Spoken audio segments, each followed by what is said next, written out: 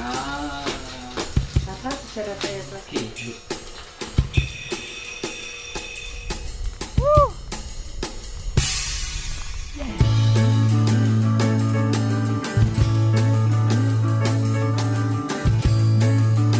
Oh, bestnya. Episod kali ini saya masih lagi di Gurun Gobi, Mongolia. Jadi teruskan menonton Kembara Backpacker bersama saya Moji. Musim kedua. Iha, cuh cuh cuh cuh cuh.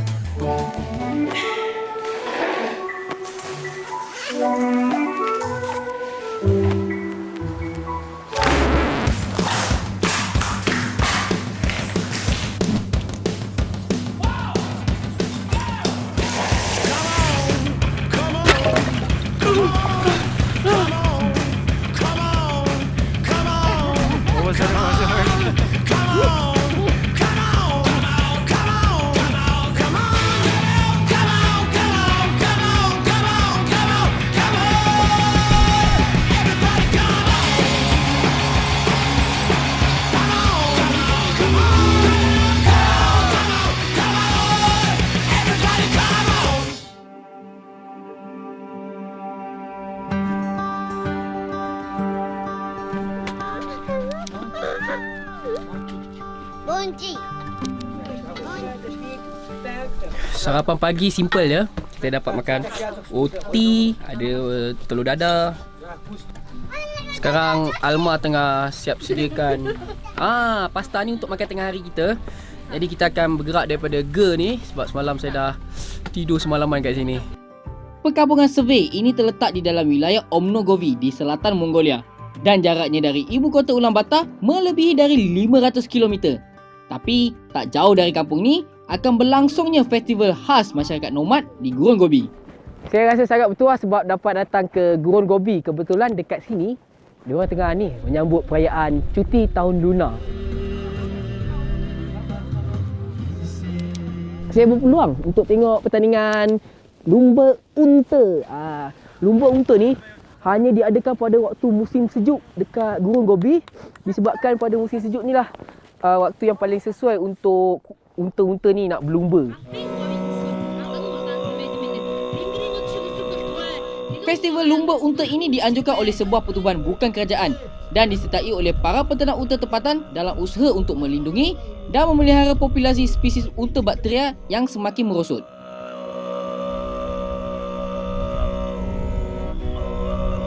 Pada musim panas, unta-unta ni hanya digunakan untuk menghasilkan susu dan juga untuk ditunggang di sekitar kawasan kampung mereka je. Jadi waktu musim sejuk ni adalah yang paling sesuai sekali untuk mengadakan ni pertandingan lumba unta.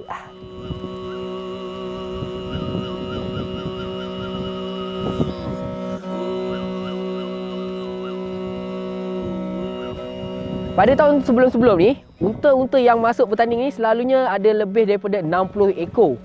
60 ekor ni bukannya daripada 60 pemilik. Dekat setiap kampung ada banyak kampung dekat sekitar Gurun Gobi ni. Setiap seorang pemilik, mereka selalunya akan memiliki lebih kurang 5 ataupun sehingga 20 ekor unta untuk setiap seorang pemilik. Jadi macam contohnya, pakcik yang saya duduk kat rumah dia ni, dia memiliki 20 ekor unta untuk dipertandingkan dalam perlumbaan unta ni yang dipertandingkan dalam kategori yang berasingan. Festival ini juga membuka peluang yang baik bagi para pelancong untuk melihat unta bakteria dengan lebih dekat. Selain dari itu, kita juga dapat mempelajari sedikit sebanyak tentang budaya orang tempatan dan merasai sendiri pengalaman yang menarik ini.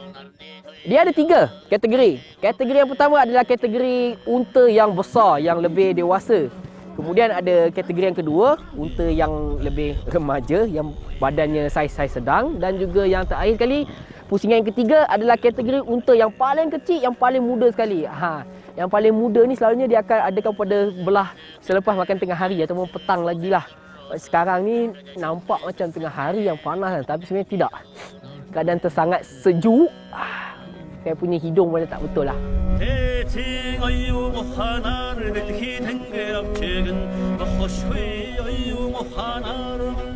Unta yang terdapat di kawasan Gurun Gobi ini berbeza dengan unta yang selalu dilihat di tanah Arab.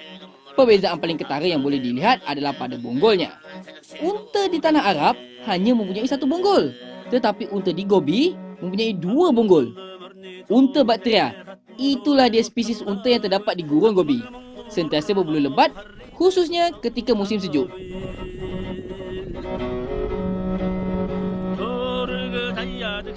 Di sini jugalah menjadi tempat untuk warga Mongolia untuk mengeratkan silaturahim dan bersosial sesama mereka yang jarang berjumpa.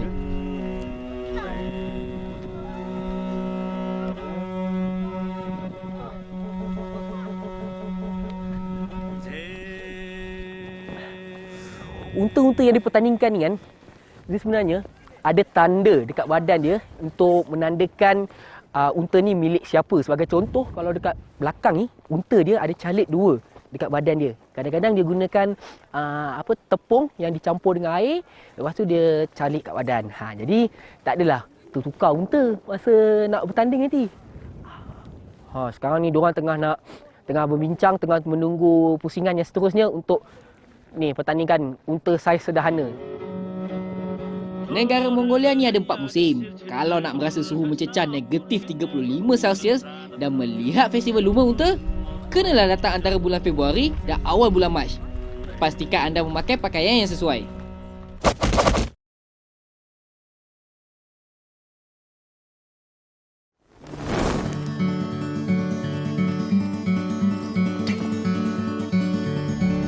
Selain daripada melihat pertandingan unta lumba, saya berpeluang menyertai pertandingan Gusti, iaitu wrestling orang Mongolia cara tradisional.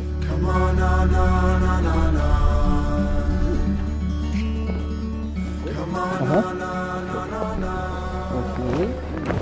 Kejap lagi saya nak bergusti, saya nak wrestling. Tapi disebabkan sekarang cuaca musim sejuk, acara wrestling ni kena menggunakan pakaian tradisional dia ni.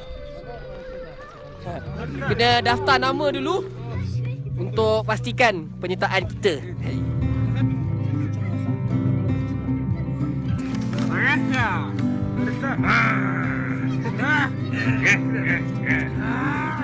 Kebiasaannya kalau wrestling orang Mongolia tradisionalnya, dia akan pakai cawat, tak pakai baju, dan ada satu topi tradisional dia. Tapi disebabkan sekarang ni musim sejuk kan, jadi kenalah pakai baju yang tebal ni.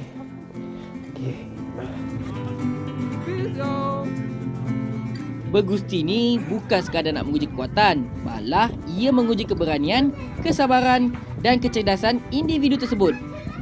Tengok budak-budak ni, barulah nak jantan kalau bergusti.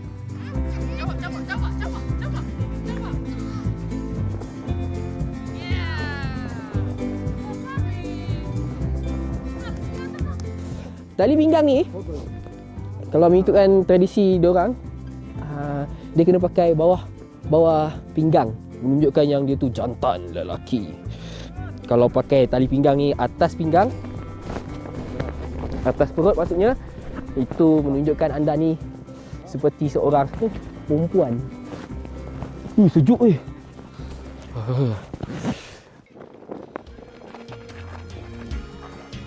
Dalam tradisi lama orang Mongolia, ada 3 sukan utama: memanah, menunggang kuda dan yang paling penting sekali, bergusti.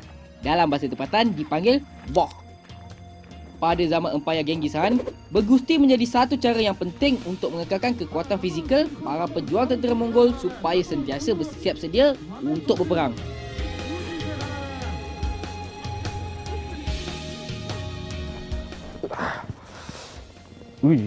Sejuknya.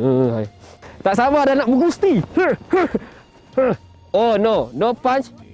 Tak boleh tumbuk, tak boleh siku, tak boleh ini. Nah, dia kena angkat, campak. Nanti kita tengok gusti. Lama sangat diorang ni bergusti. Dah lah sejuk kat luar ni. Baik saya duduk dalam van saya je. Panas sikit. Moji. Mo. No, mo. Ji. Moji. Moji. And you? Bergma. Bergma.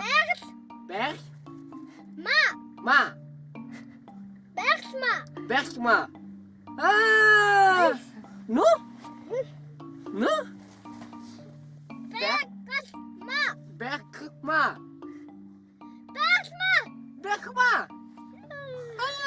Adik ni nama dia Bahma.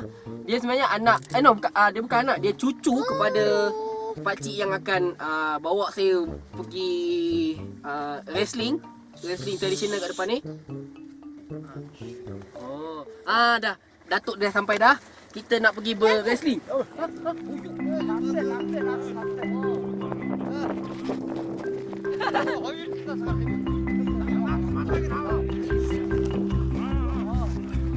Saya memang tak pernah bergusti gaya Mongolia sebelum ini. Jadi saya cuba-cuba melihat dan meniru gaya dari orang sebelah saya.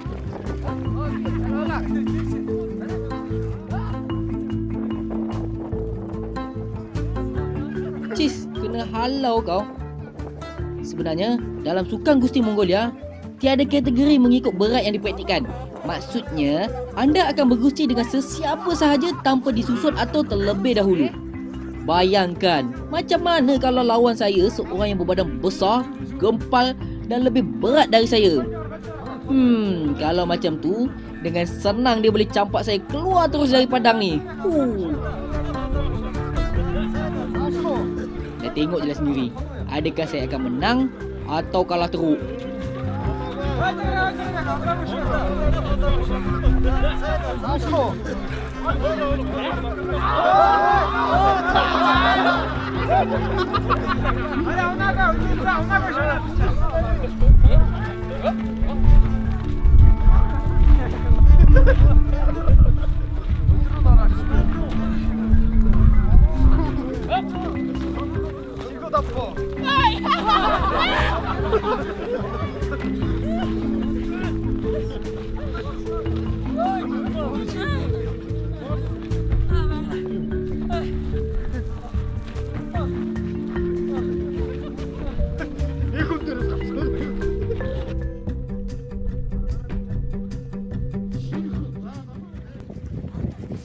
Saya dah kalah dah pun. Jadi untuk orang yang kalah kena berdiri dekat belah sini. Ni muka-muka yang kalah ni. Dan untuk orang yang menang dia akan duduk balik dekat tempat yang permulaan tadi tu.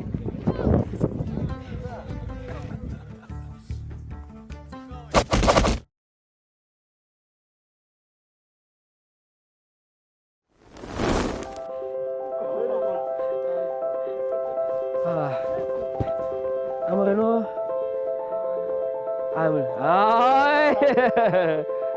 Dalam budaya orang Mongolia, ada cara mereka tersendiri untuk bersalaman. Mereka yang lebih muda perlu menghormati orang yang lebih berusia. Kedua-dua tangan anda perlu dihulurkan lurus dan telapak tangan anda terbuka menghadap ke atas sambil menampung tangan mereka pada paras siku. Gaya bersalaman begini lebih dipraktikkan sewaktu perayaan Tahun Baru Lunar di Mongolia. Dia tengah tanya pasal kasut saya. Sebenarnya kasut saya dah tertinggal lah dekat episod yang lepas. Dekat rumah, saya dah lupa dah rumah yang mana satu. Tapi kasut saya tu dah tertinggal. Jadi sebab itu saya pakai kasut ni, kasut bulu unta. Foto? Okey, foto. Okey. Okey. Buku. No. Okey. 1, 2, 3.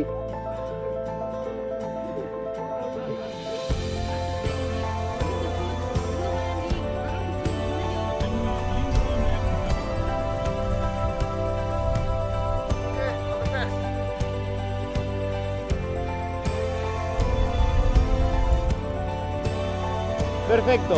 Un saludo para Malasia. Si.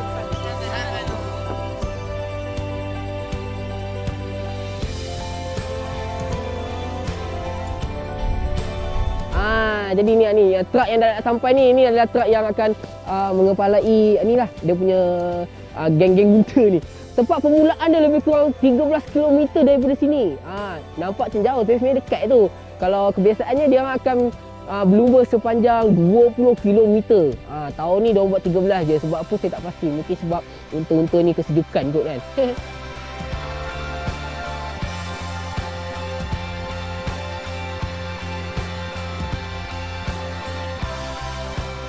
Walaupun saya tidak dapat menunggang unta pada acara hari ini, tapi pengalaman menyaksikan sendiri binatang yang unik ini membuatkan saya rasa sangat puas.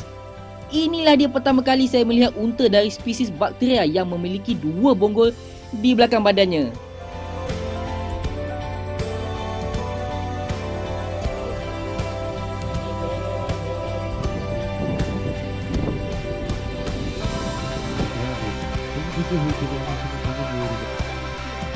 Berlainan dari pengembaraan saya yang sebelum ini, saya hanya melihat masyarakat moden bermain luncur salji atau sukan musim sejuk yang lain. Tapi kali ini, saya dapat bergaul dengan masyarakat tradisional nomad Mongolia di tengah-tengah gurun Gobi dan melihat sendiri bagaimana mereka meraihkan kedatangan musim sejuk.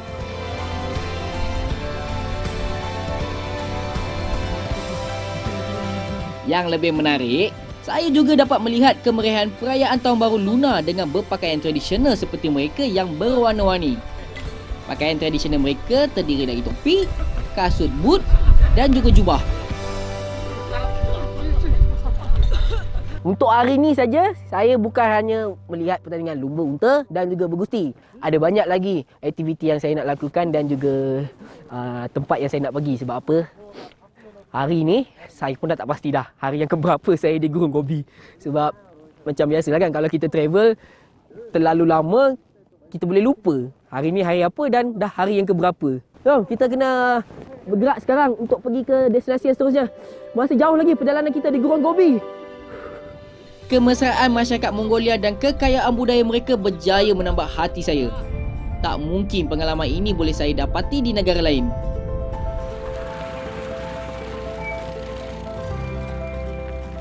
Hampir seharian saya berada di daerah Shervey ini. Saya perlu meninggalkan tempat ini dan meneruskan perjalanan sejauh 200 km merentas gurun bersalji.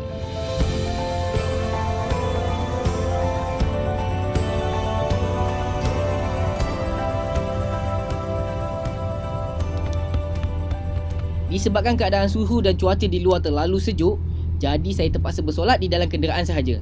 Bekalan air juga sangat terhad untuk diminum. Cara bertayamum boleh dipraktikkan di sini. Tayamum adalah bersuci dengan mengusap wajah dan kedua tangan menggunakan debu yang bersih. Rukunnya adalah niat. Menyapu debu ke muka, menyapu debu ke tangan kiri dan kanan sehingga ke siku dan terakhir sekali, tertib.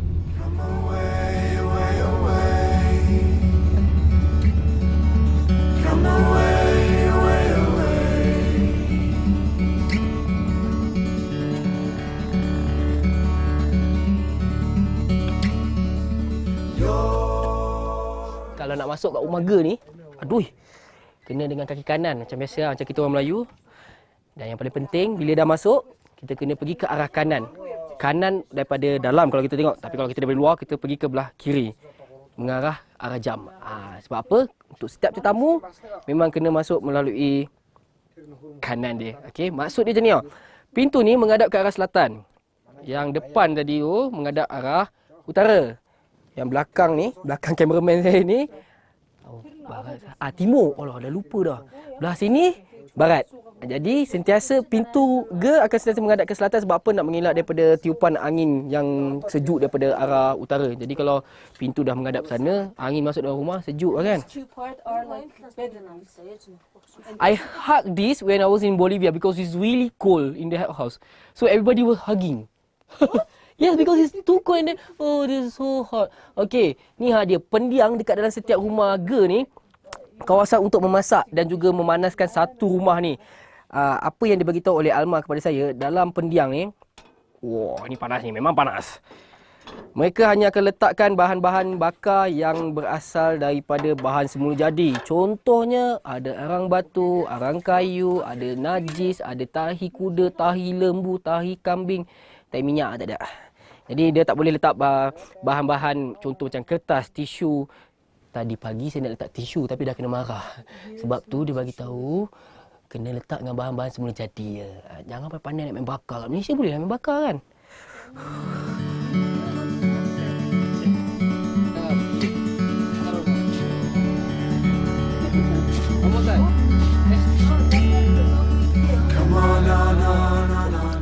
Ikan tom yum. Sup sayur. Well, usually they set up a gear. Let's say, so Muji is a countryside boy, and when he'll be 18, first he will go to the military and spend a year in a military service. So when he's at the military, his parents will set up a gear and build one gear. So his obligation or his duty is when he comes back from the military to get married and to bring his wife. So the gear is ready. So exterior of the gear will be prepared by the groom. Interior, all the furnitures and beddings by the wife or bride. So when the person enters the gear for the first time, you have to always enter the gear with your right feet. So it means you're already saying hello, how are you? And it's also you're bringing good fortune or good intentions. And the fire is very sacred. So the first of all, they have to make fire. So through the flames of the fire, they chase away all the evil things or bad hour, the cleanse tea hour, and then make their first tea and drink. Ini penting. Setiap kali kalau kita datang kat Mongolia, kalau kita masuk dalam ge, ada akan 2 tiang kayu. Ini kita panggil macam tiang seri ni lah, yang menampung ge, keseluruhan ge ni. 2 biji tiang ni penting sangat. Okey. Macam yang Alma dah beritahu saya tadi, dia bermaksud suami dan isteri. Tapi kalau kita dah sampai kat sini, dah masuk dalam rumah, kita tak boleh melintasi antara 2 tiang ni. Dia membawa maksud seperti kurang hajar ataupun kurang bernasib baik untuk mereka lah. Sebenarnya untuk tetamu sahaja tak boleh nak melintasi, nak sentuh ataupun nak bersandar kat tiang ni. Tetapi kalau untuk tuan rumah sendiri, ikut suka hati diorang lah, diorang nak melintas sebab rumah diorang kan. Jadi kita tetamu kena hormat budaya mereka. Oh, cerita Peramli Sometimes on the rope they tie this blue scarf. So traditionally the blue scarf represent a very special offering.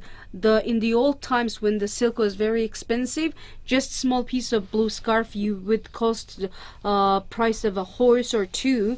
Nowadays, it's just only 500 tugrix. It's available in the many shops, so you can just purchase it. And it's shame that people do not appreciate it and they tie it everywhere. And so they tie this blue scarf as a symbol of protection and the symbol of eternal blue sky and good luck. You want try again? Sambal? Sambal itu gini. Okay. Sambal. Saya ini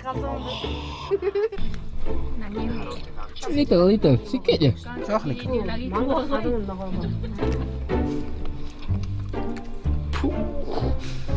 Ada yang makan. Why? It's undertext ni. just eat one. Niki gitu No. Tak pedas, cubalah. No spicy. Orang kuch. Ada asam kuping apa? Bau asam. Ain хоёр зөндөө хэмэрлээ заваа.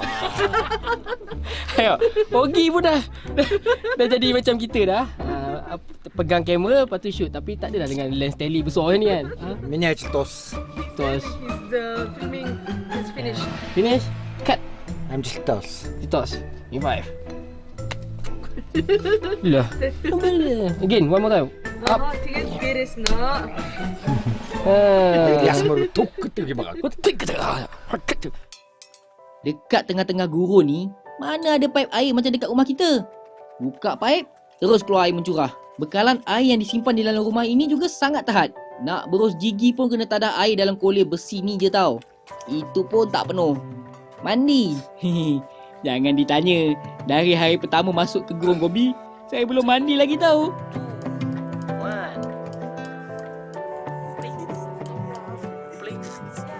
Dah tak ada tutup kan? Tak ada tutup senang je. Kalau tak tutup lampu, kita tutup lens. Back semua. Back.